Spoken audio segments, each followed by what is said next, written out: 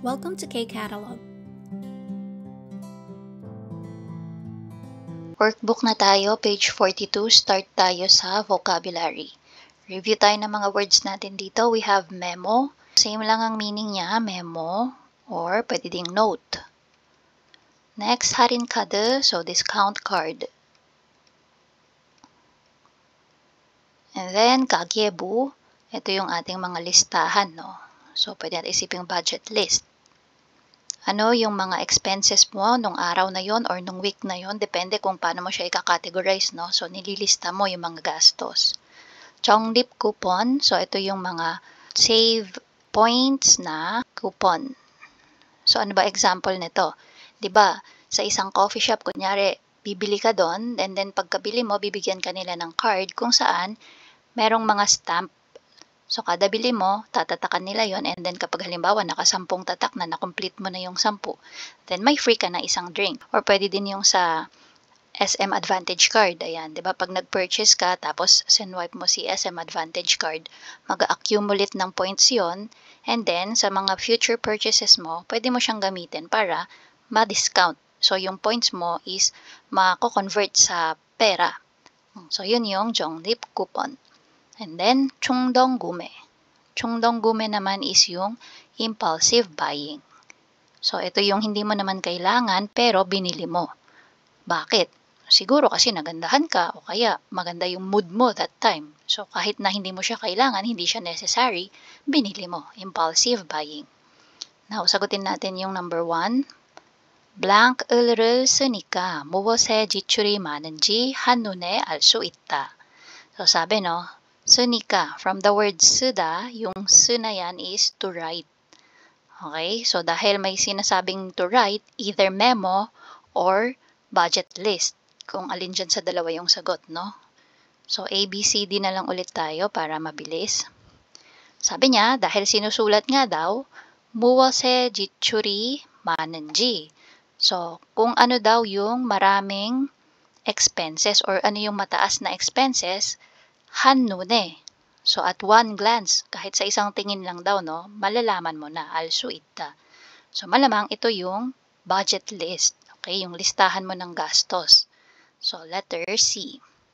And dahil walang batchim si 가계부, 를 yung bibilugan natin.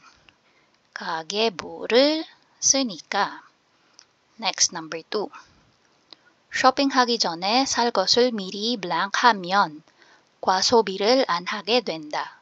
So, dito, 과소비. Ibig sabihin po niyan is overspending. So, yung 과소비를 안 하게 된다, it means you can avoid, okay? Maiiwasan mo yung pag-overspend. If gagawin mo yung, so ano bang sabi niya dito sa una? Shopping 하기 전에.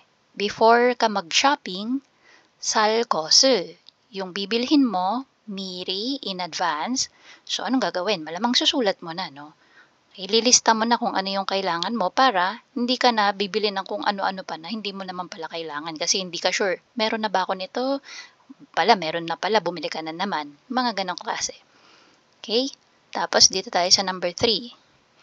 이 카페는 blank 을을 모아서 가면 무료로 커피를 준다. O parang ito yung example ko kanina dito sa Jonglip coupon. Dahil dyan, letter D ang sagot sa number 3. Okay? Tapos, coupon, may batchim siya na niyon, kaya ang sagot natin is yung 을, 쿠폰을 모아서. Sabi sa number 3, doon daw sa cafe na yon, kapag inipon mo no, yung kanilang mga Jonglip coupon, pagpunta mo doon, may libre ka na coffee. Bibigyan ka daw nila ng libreng coffee. And then, number 4, 사람들은 보통 blank 을을 한 후에 구매한 것을 후회한다. So, dito muna tayo sa 후회한다. Ibig sabihin niyan is to regret. Okay? Or pagsisihan. So, yung after daw nilang kung ano man yung ginawa nila, no? 구매한 것을. So, kung ano yung binili nila, yung 구매한 것을 purchased. Tapos, got yung bagay. So, kung ano man yung bagay na binili na nila, ay nire-regret nila. Okay, sabi, usually daw yung mga tao, yan, botong saramdaran. Usually yung mga tao, after nilang gawin itong blank na to, kung ano man yung binili nila, nire-regret nila. So, ano ba yon? Malamang ito yung 충동 구매, impulsive buying. Yung hindi mo naman pala kailangan, pero binili mo. Tapos, di mo naman pala magagamit. So, most of the time, you regret. Just because you're in the good mood, binili mo siya. Yung 충동 구매, dahil wala siyang 받침, ang bibilugan natin is yung 를. 충동 구매를 한 후에. Okay? Next, number 5. 물건을 살 때 blank을 잘 이용하면 비싼 상품도 저렴하게 살 수 있다. So, yung natitira natin is yung 할인 카드. So, letter B. Tapos, wala siyang 받침. Kaya, 를 yung bibilugan natin. 할인 카드를 잘 이용하면. So, anong sabi sa number 5? Kapag bibili ka daw ng bagay or gamit, kung gagamitin mo daw maigi yung discount card, yung mga expensive na items daw ay mabibili mo din ng mura, 저렴하게, or reasonable price. Kasi nga, dahil dun sa discount card yung gagamitin mong pangbayad. Okay, so yan yung ating item number 1 for vocabulary. Punta tayo sa item number 2. Instruction, ganun pa rin. So, tingnan muna natin yung mga nandito sa itaas na salita. Nag-end sila lahat sa B. Ayan. So, if I'm not mistaken, ito yung mga expense category. Okay? Ano-anong klaseng expenses yung meron. So, again, gyutong B, transportation, gastos mo sa transportation. And then, 문화 생활 B, again, yung para sa iyong paglilibang yan, no? Kung may mga celebration, mimit mo yung kaibigan mo, manonood ka ng sine. Yan. So, 문화 생활 B. Again, literal na translation niya is cultural life, or we can just think of it as yung ating mga miscellaneous. Okay? Mga ginagamit natin sa paglilibang. Next, 교육 B, we have yung ating education fee, mga bayad sa pag-aaral, and then chic B, food cost, bayad or gastos sa pagkain. 경조사비, so ito naman is yung pera, monetary gift na binibigay mo kapag may ikinakasal, which is tinatawag na 축의금. And another one is 조의금. Ito naman yung ibinibigay mo kapag mag-aabuloy ka. Okay, so dalawang yan pasok kay 경조사비. Sige, punta tayo sa number 1. Basahin natin yung listahan, no? May amount and then kung ano yung mga gastos. So, sabi, pizza 가게, coffee shop, ramen. So, if analyze mo siya, lahat to ay pagkain. So, pasok siya kay chic B. So, A, B, C, D na lang ulit. A, B, para mabilis. So, chic B, letter D. Number 2, 친구 결혼식, 어머니 생신. Pasok dito yung 경조사비 kasi may wedding. 어머니 생신, ayan, dahil birthday ng mother, may monetary gift din na ibinibigay. So, pasok to kay 경조사비, letter E. Next, 요리책, so yung cookbook, 영화, panonood ng movie. Ayan, so yung gastos doon, pwede siya kay 문화 생활비, letter B. Next one, 영어 학원, English Academy, 유치원 등록금. So, ito yung bayad para sa kindergarten. So, lahat to para sa pag-aaral. So, education, 교육 B, letter C. And then, yung natitira, 택시 B, 교통카드, para sa transportation. Okay, so letter A. Item number 3 for vocabulary. 다음은 후엔이 쓴 가계부입니다. So, the following daw, no, yung nanditong material sa baba, is yung 가계부, budget list na sinulat daw ni Huen.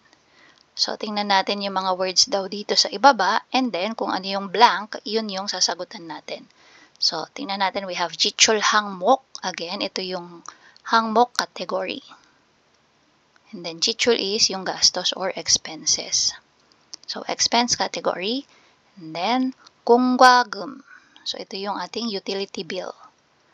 Electric bill, water bill, pasok dyan. And then, 의료비, medical expenses.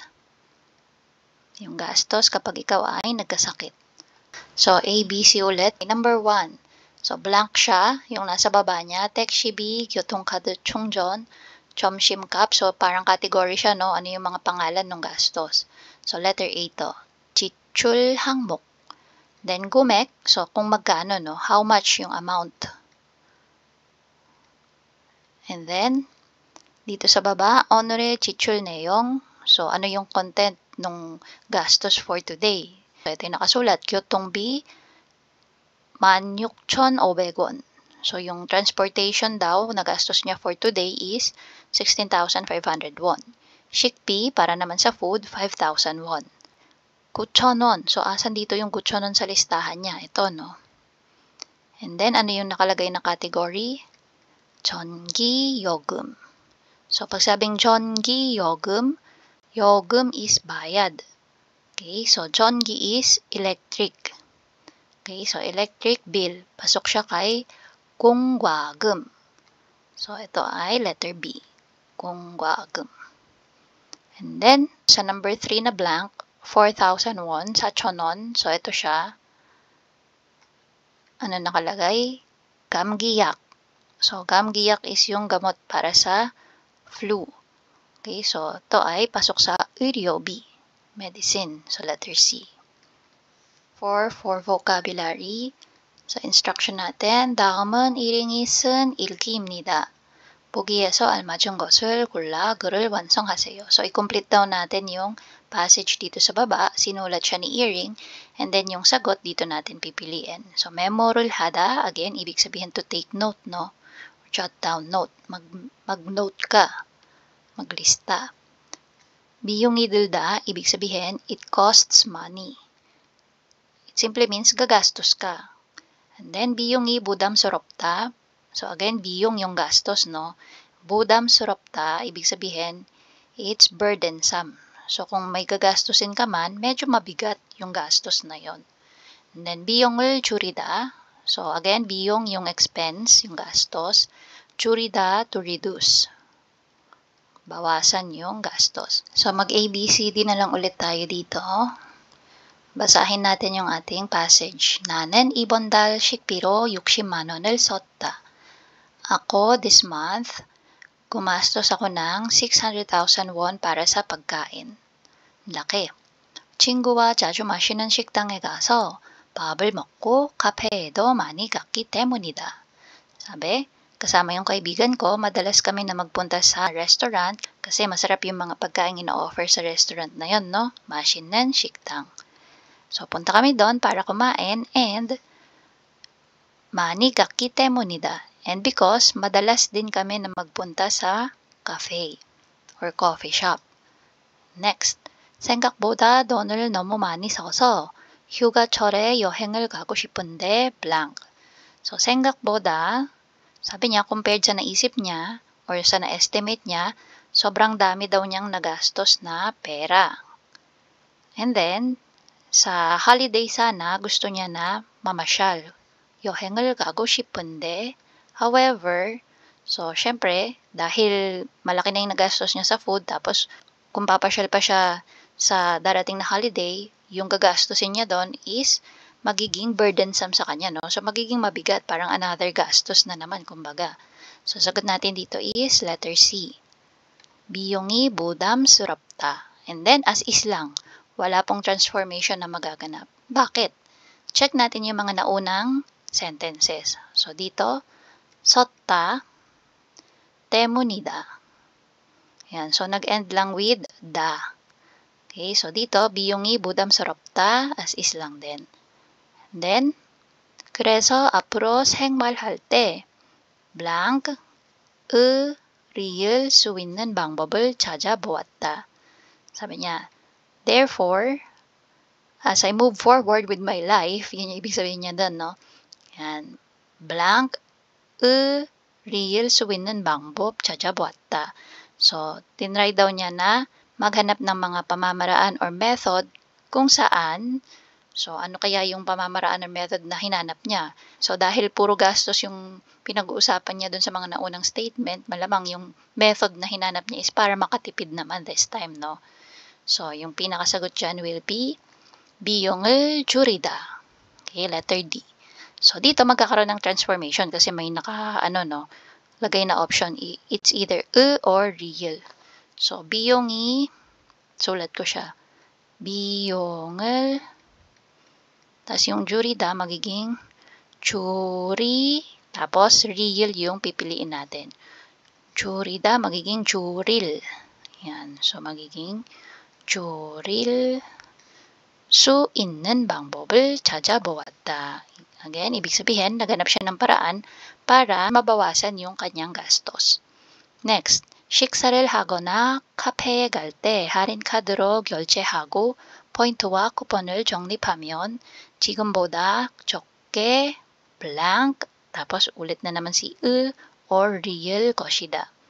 Sabi niya, ito daw yung mga nahanap niya na ways, no? So, kapag kakain daw or pupunta sa cafe or coffee shop, gagamitin daw niya yung discount card pag magbabayad. And then, gagamitin din niya yung points or coupons na meron siya para mag-accumulate nga yung points niya. And compared sa ngayon, 지금보다, yung 적게, ibig sabihin yan is mas maliit. Okay, few. And we're talking about amount, no? So, mas maliit yung magiging bayad or gastos, kumbaga. So, dito, ang sagot is biyongi 들다, letter B. So, dito, magkakaroon ulit ng transformation. Biyongi. Tapos, yung 들다 magiging 들 na lang po siya. So, 들, tapos wala tayong pipiliin dito, no? 들 것이다. Okay?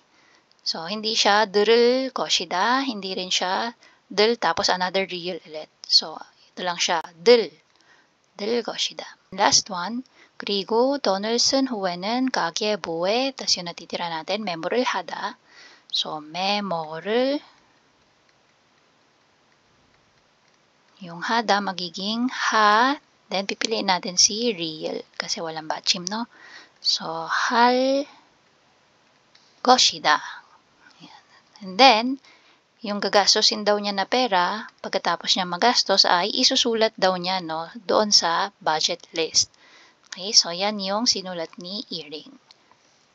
And that's it. If you find this video helpful, please hit the like, share, and subscribe button. So I still hope to see you in the upcoming videos, and again, thanks for watching.